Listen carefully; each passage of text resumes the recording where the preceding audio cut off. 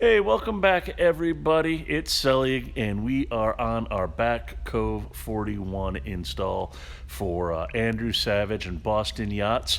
Go ahead and give you a walk through what we've got done today here as we've continued to pull more wires and get more things installed. All right, so we're up on the hardtop of the 41. As you can see here, we've got a pair of digital 8-foot VHF antennas. One's for the AIS, one's for the VHF. And we have also gone ahead and prepped the hardtop right there, as you can see, for the antenna.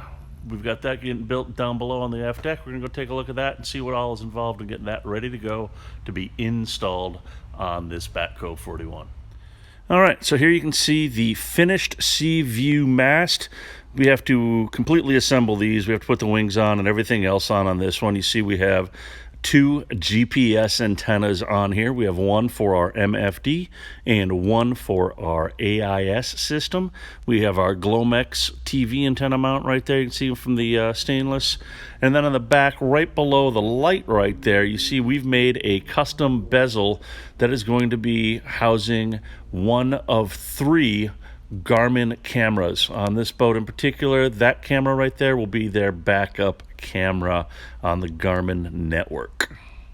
You kind of see it sitting up there on the grill top ready for install.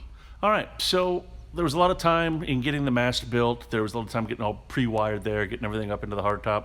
We're finished running some additional cables down to the storage area where we've got all our black boxes mounted. We've also gone ahead, I didn't show you, but down in the engine room space there, we've gone ahead, we started our transducer install there, so we have our depth and everything going right there. So yeah, that's today in a nutshell. We had a bunch of other stuff going on, so we didn't get to dedicate the full amount of time that we'd like to today, but we've made progress in the right direction. Stay tuned. Wednesday we'll give you another update of where we are with this project as we get into the home stretch. Thanks for watching, guys.